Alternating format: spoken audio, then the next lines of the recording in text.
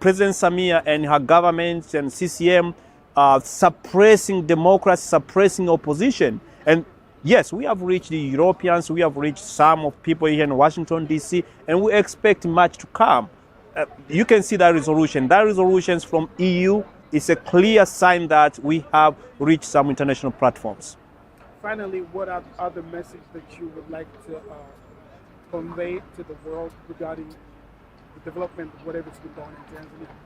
Oh, I want the world to open up their eyes. I want the world to open up the eyes to see what's going on in Tanzania. Just not even a week ago, this week actually, on Monday, Tundu Lissu had to appear in court, and he did appear in court. And we have our East Africa community, East Africa region, whereby our brothers and sisters came from Uganda and Kenya, just to observe the trial, this treason case, trumped charges against opposition leader Tundu Lissu.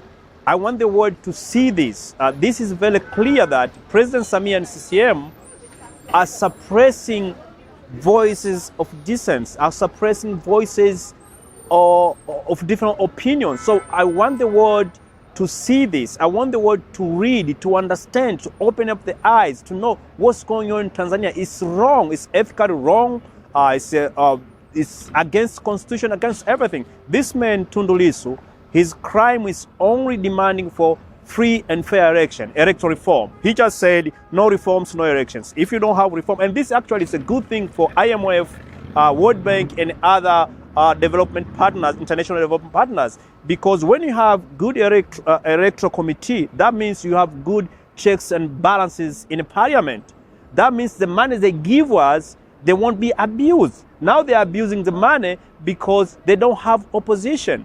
We don't have free and fair electoral committee. So we want the world to open up their eyes and see these violations of democracy and human rights. What is next after here? I mean, you say this is not the... Yeah, of course, that's a good question. I'm sorry. Yeah, what's next is that I want Tanzanians, especially in diaspora, to speak to your representatives, speak to your congressmen. Tell them what's going on. They have a voice and they can be heard. The next step, we're not going to stop. This is just the beginning, like I said. We're going to go to the Congress. We're going to go to our representative, and we're going to tell them what's going on in Tanzania. It's not democracy. We are in a civilized world. You cannot be in a country whereby police pick civilians on a court premises and only to bring them back with broken legs, broken arms, some broken spinal cord. So that's just against democracy, against human rights. So you did not present anything to IMF today? No, we have not. Actually, we just spoke to them, and they designated one person who we're going to be speaking to, and we bring those documents. We did not. Who did you speak to? Do you have a specific name of the person you spoke with? No, I'm not going to disclose the name. Position? Director. No, I'm not going to. Actually, I'm not going to disclose it. Actually, this, so what's yeah. the plan for Congress? I mean, when you go there, the goal is to meet the speaker. You want to talk to a certain representative. You have somebody that's the goal, saying that if we submit these documents, if we spoke to this person, maybe there can be something. Not necessarily submitting the document. We can just talk and show what's going on in Tanzania. Present the links, right, BBC. Yeah, we can present. But like now, I'm talking and I'm saying what's happening in Tanzania is not democracy. It's against human rights. So when we go to the Congress, this is not just Libe's obligations. This is everybody, every Tanzanian who loves democracy, rule of law. That's why when I just said a minute ago, each one of us has a responsibility to speak to their representative. I'm going to speak to my representative, and not only my representative, I'm going to speak to other channels I have. I mean, that's what we're going to do. It's not like just Libe or Today or just Rehema or Alberto is going to do that. Everybody should do. Everybody should play their role. Any other target going to like state departments? Anybody that really go or make decision on? We are talking to different people. I'm not going to disclose, but right. Congress is just so obvious and IMF is so obvious. Yeah, we are talking to a lot of people. Rule of law and and constitutional reforms in Tanzania. As we know, a month and 2 weeks, April 9th, one of the top main opposition leader, Tundu Lissu, was arrested. Speak. This man champions democracy and he fights for electoral reform.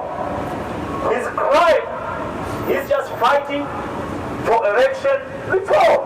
He just wants free and fair elections. And he got arrested. Guess what? For treason. He got charged with treason. Damn. He's facing death sentence. Just demanding electoral reform so we can have democracy, we can have rule of law, we can have good checks and balances in the Roma, in parliament. This guy is charged for treason and the maximum penalty of death. So President Samia and his administration want to kill Lissu. They want to kill him. Wow. Because he's fighting for democracy. He's fighting for fair elections. Freedom. For freedom, exactly. So, I understand we are Tanzanians, here in America. We work, we pay taxes in this country, and I understand these institutions.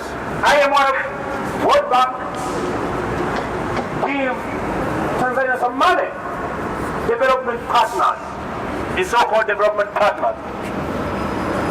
And the values and principles of America, principle of democracy, rule of law, they have been violated in Tanzania. So we're asking IMF very simple favor. Stop funding dictator. Simply stop funding dictator. You don't have to fund or to finance people who kill other human beings. Life is precious.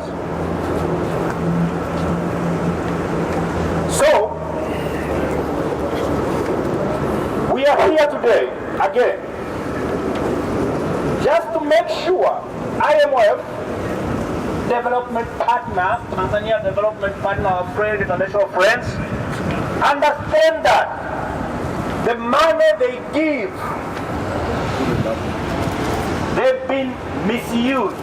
Corruption, rampant corruption. Just 2 or 3 days ago, there's a leakage of documents in one of the social media, this lady called Mange Kimambi, government official, who their annual salary is less than $40,000.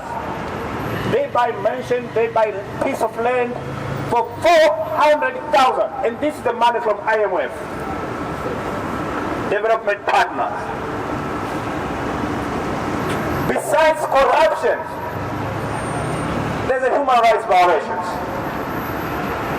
A month ago, April 24th, Tundu Lissu, the man who I'm talking about, the guy who has been charged with treason because he fights for democracy. He fights for free and fair elections. The man just says, no reforms, no elections. If you don't have any reforms, there's not going to be elections. Because there's no elections without free and fair electoral committee. So this man had to be brought in court. Hundreds of Tanzanians were trying to go to the court so they can be part of public hearing. Guess what? The money IMF gives Tanzanian government, they pay police overtime just to go abduct good citizens who were trying to go to the court, open court, to see what's going on with their leader. Police picked up plenty of Tanzanians to unknown places, broke their legs, broke their arms. There was, some of them, they had their spinal cord broken. And that's the government IMF is financing. So this being said, I'll have Alberto read some of the action plan or call for action we asked me for. Here is the call to action.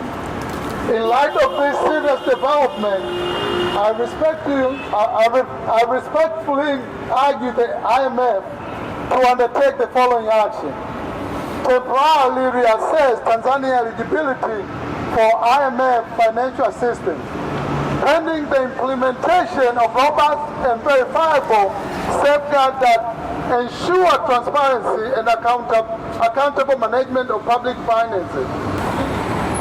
Initiate or commission an independent forensic audit to ascertain whether any IMF disbursements funds have been misappropriated directly or indirectly for illicit enrichment of real estate laundering activity. 3. Condition any future financial support on the enactment and enforcement of comprehensive reforms, including but not limited to statutory protection for whistleblower, assurance of judicial independence, and rigorous enforcement of anti-money laundering legislation. Public call upon Tanzanian authorities to provide full accountability and transparency concerning the relevant document in the leaked material related to real estate corruption. 5. Facilitate meaningful engagement with civil society, organizations, and international human rights observers to monitor and report on utilization of financial aid. This is a very simple things we asking IMF to do. Accountability, checks and balances. Yes. We just want to make sure the taxes we pay goes to the right people. Yes. And they go do the right things. We don't want to finance dictators. Yes. Yes. We want to finance people who embrace democracy. Yes. As we speak here, there are police officers across the street protecting us. This is not what's happening in Tanzania. When you see a police officer, you know what's up.